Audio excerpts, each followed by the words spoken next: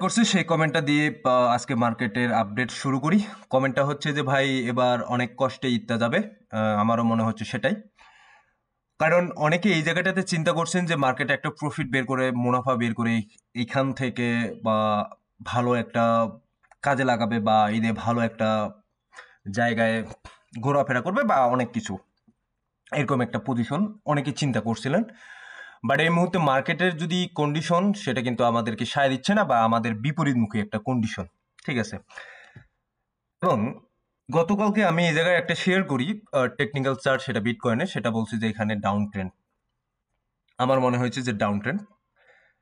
তো এখন যদি মার্কেটের কন্ডিশন দেখি, সেই ক্ষেত্রে আমরা মার্কেটের কন্ডিশন কিন্তু সেটাই দেখতে পাচ্ছি। এখন বিটকয়েন কিন্তু মোটামুটি 82,000-এ চলে আসছে, 81,000 82,000-এ চলে আসছে। সো আজকে আলোচনা করব এখানে যে মার্কেটে শুধুমাত্র ক্রিপ্টোকারেন্সি নাকি আদার্স মার্কেটগুলোর কি অবস্থা, এবং এইখান থেকে মার্কেট কতটা কারেকশন নিতে পারে এবং কতটুকু হেলদি কারেকশন নিলে মার্কেটের জন্য বেস্ট হয়, সেই বিষয়গুলো আলোচনা করব। সো প্রথমত যদি দেখি, সেক্ষেত্রে ওয়ান ডে টাইম ফ্রেমে কিন্তু প্রত্যেকটা কয়েনে কিন্তু 4%, 5%, 6% দাম। যে জায়গায় বিটকয়েন গত একদিনে 3.5%-এর মতো দাম করছে, ইথেরিয়াম তো এই জায়গায় এখানে 3.5% মতো দাম আছে। সো এখন শুধুমাত্র ক্রিপ্টোকারেন্সি মার্কেটের ওয়ান ডে টাইম ফ্রেম এটা। এবং আপনারা জানেন যে গতকালকে স্টক ইউএস স্টক মার্কেট থেকে অনেক ডলার উইপ আউট হয়ে যায়। এবং ইউএস স্টক মার্কেটে যদি আমি একটু হিট ম্যাপটা আপনাদেরকে এখানে দেখাই, সেটা হচ্ছে এই জায়গায় অ্যাপল, এনভিডিয়া, গুগল, মেটা, ওভারঅল প্রত্যেকটা কোম্পানি, হেলথ টেকনোলজি কিছুটা ভালো আছে, বা এখানে কনজিউমার যেগুলো আছে, কনজিউমার গুলো মোটামুটি জায়গাটাতে ধরে রাখছে, বাট কোকা কোলা ওই জায়গাটা ধরে রাখতে পারে নাই। টেসলার শেয়ার তো কমছে, কনজিউমার কিন্তু আপনার ম্যাকডোনাল্ড বলেন বা অন্যান্য বলেন, সেগুলোও কিন্তু এই জায়গাটাতে অনেক কম দেখা যাচ্ছে।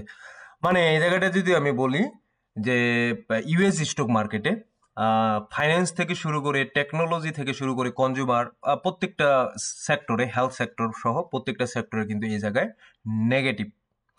এবং অন্যান্য, আমি একটু হিট ম্যাপগুলো আপনাকে দেখাবো, চায়নারটা দেখাবো এবং ইন্ডিয়ারটা দেখাবো।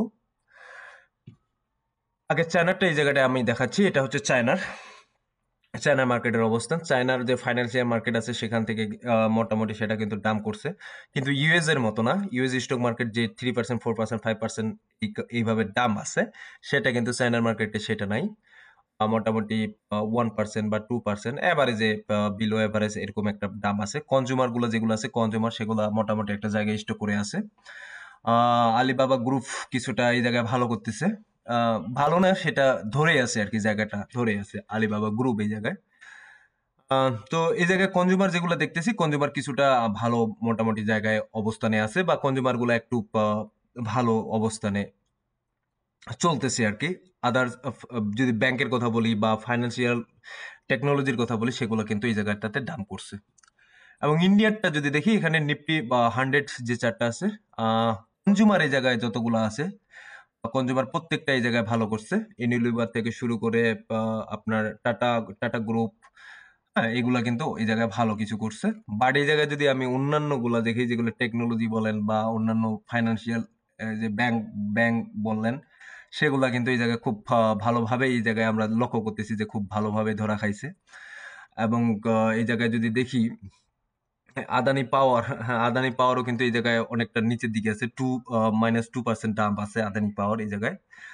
সো এই হচ্ছে মার্কেটের অবস্থান। এখন আপনি বলতে পারেন যে ভাই কেন দেখাচ্ছেন এগুলা? দেখুন, এখানে একটা জিনিস কানেক্ট করার চিন্তা ভাবনা করুন। প্রত্যেকটা কান্ট্রির যে টেকনোলজি সেক্টর গুলা আছে, টেকনোলজি সেক্টর গুলা বা ব্যাংক সেক্টর গুলা, ফাইন্যান্সিয়াল যে সেক্টর গুলো আছে, সেই সেক্টর গুলা কিন্তু একটু নিচের দিকে আছে। এবং এই ক্ষেত্রে কিন্তু ক্রিপ্টোকারেন্সিও কিন্তু একটা টেকনোলজি। সো টেকনোলজি, এই পুরো টেকনোলজি কিন্তু অনেক বড় এই জায়গাটাতে দাম করছে, টেকনোলজি সেক্টর। আর এমনিতেই তো আমরা জানি যে ক্রিপ্টোকারেন্সি মার্কেটের ভলাটিলিটিটা সবচেয়ে বেশি থাকে, হ্যাঁ। তো এখন কথা হচ্ছে যে এখান থেকে কতটুকু কারেকশন নেওয়া যায়, বা কতটুকু কারেকশন এই জায়গায় নিবে, বা কতটুকু কারেকশন নেওয়া উচিত।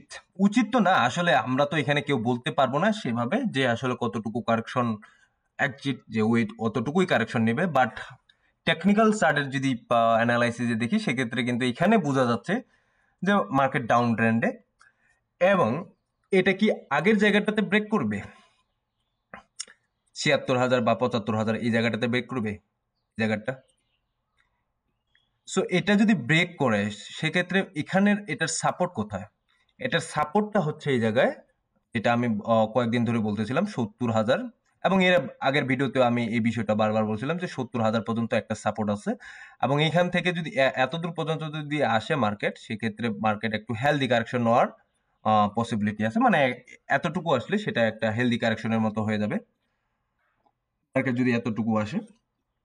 দেন আমরা রিটার্ন মুভ এই জায়গায় দেখতে পাবো উপরের দিকে। সো অনেকে বলতেছেন এই জায়গায় যে ভাই হেলদি কারেকশন পর্যন্ত আমাদের ওয়েট করতে হবে, বা হেলদি কারেকশন যদি নেয় সেক্ষেত্রে মার্কেটের জন্যই ভালো, বাট আমাদের মন মানসিকতা কিন্তু সেটা চাচ্ছে না, বা মার্কেট যেভাবে চলতেছে বা মার্কেটের যে বিষয়টা আছে তার বিপরীতমুখী কিন্তু আমাদের চাওয়া পাওয়া। মার্কেট এখন নিচের দিকে আসতেছে, বাট আমাদের চাওয়া পাওয়া কিন্তু উপরের দিকে, ঠিক আছে। এই জায়গায় যদি হেলদি কারেকশনটা নেয় সেক্ষেত্রে হবে কি, মার্কেটের মধ্যে যদি হেলদি কারেকশনটা নেয় সেক্ষেত্রে মার্কেটে কিন্তু আমরা ভালো একটা মুভমেন্ট দেখতে পাবো আগামী দিনে, বাট আগে হেলদি কারেকশনটা নিতে হবে। এখন দেখার বিষয় যে এত দূর পর্যন্ত আসবে নাকি তার আগে মার্কেট আপ ট্রেন্ডে চলে যাবে।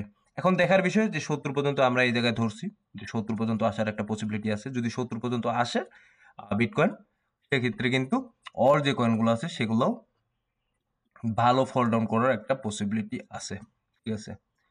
ভালো ফল ডাউন করবে এই জায়গাটাতে। সো কতটুকু আসতে পারে? এর আগেও যেটা বলছিলাম ৬০০, যদি ৬০০ পর্যন্ত আসে এই জায়গায় একটা ইয়ে আছে, কিন্তু আমি যদি এখানে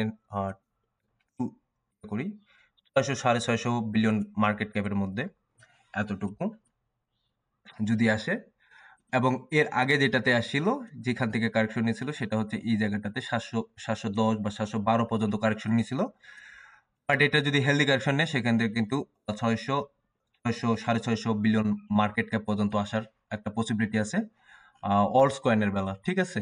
এতটুকু।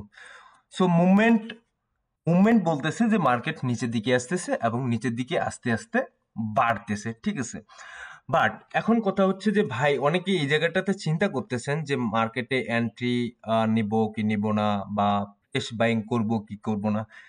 ফ্রেশ বাইং যারা করতে চাচ্ছেন তাদেরকে বলবো যে আপনারা হয়তোবা পার্ট বাই পার্ট এই জায়গায় ফ্রেশ বাইং করতে পারেন, বাট যারা ডিসিএ করতে চাচ্ছেন তারাও ফাট করেই ডিসিএ করুন, একেবারে মানে একেবারে লাগিয়ে দেওয়ার কোনো প্রয়োজন নেই।